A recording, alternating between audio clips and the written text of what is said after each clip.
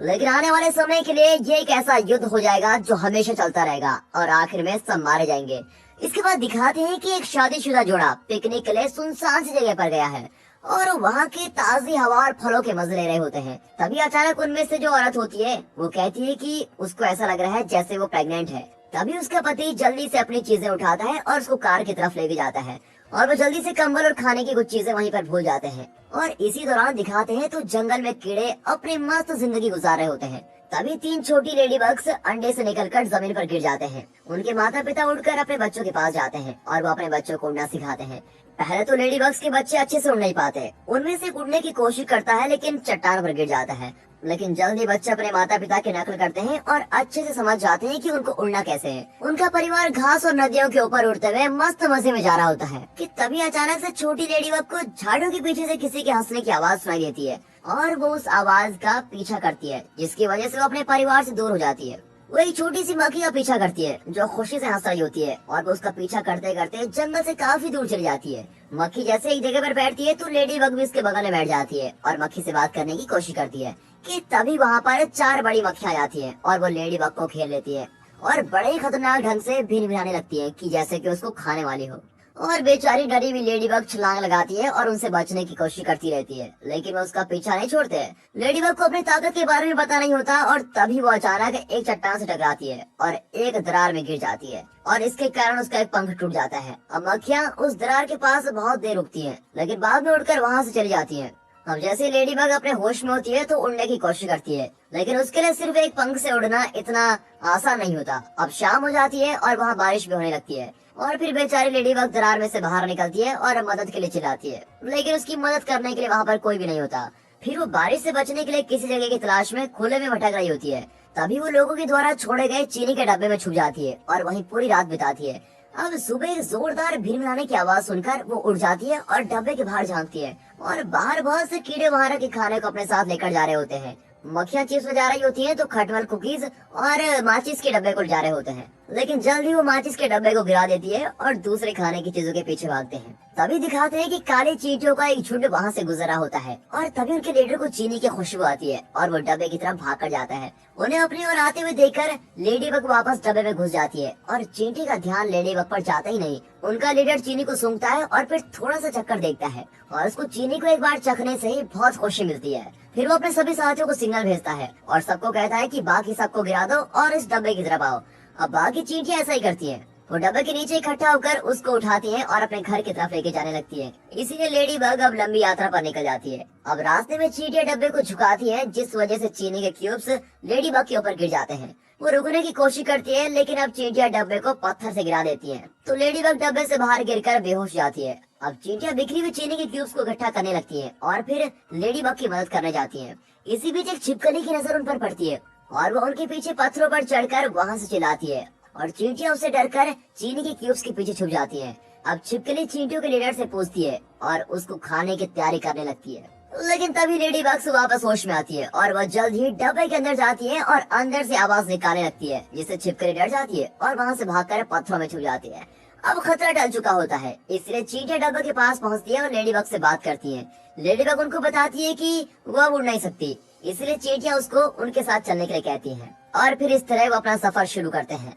और अब जल्दी गुस्से वाली लाल चींटियों की नजर काली चींटियों पर पड़ती है। वो उनकी तरफ गुस्से से देखते हुए काले चींटियों का रास्ता रोक लेते हैं और चीनी के डब्बे को प्यार से देखते हैं। अब काले चींटियों का लीडर अपने सभी साथियों से रुकने को कहता है। वो डब्बे में से चीनी का एक क्यूब निकालता है और लाल चींटियों को गिफ्ट कर देता है और जल्दी से वहाँ से भाग कर जाता है और अपने साथियों से डब्बे को वहाँ से दूर ले जाने के लिए कहता है। लाल चींटियां बड़ी आग बबूला हो जाती है क्योंकि उनको सारी चीनी नहीं मिलती, इसीलिए वो सभी मिलकर काली चींटियों का पीछा करती हैं। अब काली चींटियों को इस बात का पता तब लगता है जब वो एक ढलान के पास पहुँच जाते हैं। फिर वो डब्बे के ऊपर चढ़ती हैं और डब्बे को ढलान से नीचे धकेल देती हैं। लाल चींटियां जल्दी से एक सोडा की कैन ढूंढती है और उसके अंदर चढ़ जाती हैं और फिर उसको ढलान से धक्का देती हैं। अब काली चींटियों का डब्बा और लाल चींटियों का कैन जल्दी पहाड़ के नीचे में गिर जाता है और वो पानी के बहाव के साथ बहने लगते हैं। फिर रास्ते में कठिनाइयां होने के बाद भी लाल चींटियां उनका पीछा नहीं छोड़ती।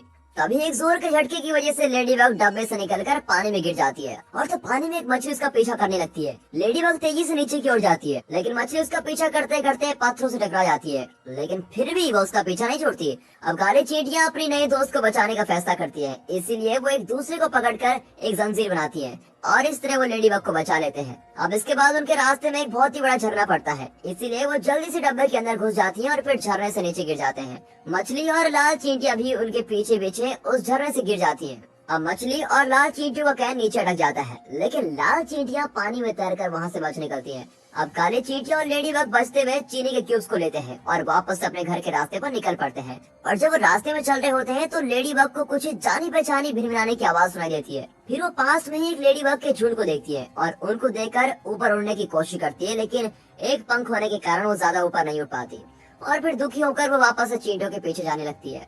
अब अगले दिन सड़क पार करते हुए लाल चींटियां काले चींटियों को देख लेती है और उनका पीछा करने लगती है।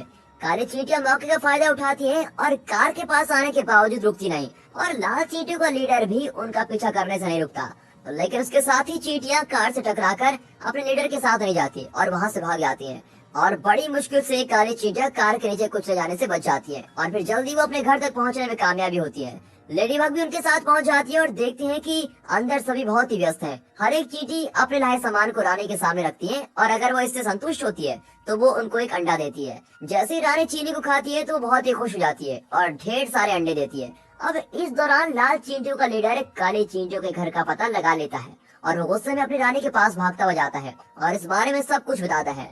वो लाल चींटियों को तुरंत ही हमले की तैयारी करने को कहती है और लाल चींटियों की बहुत ही बड़ी सेना पत्थर, गुलेल और कीड़े मारने की दवा को लेकर सब कुछ रेडी हो जाते हैं और काले चींटियों के घर की तरफ बढ़ रहे होते हैं।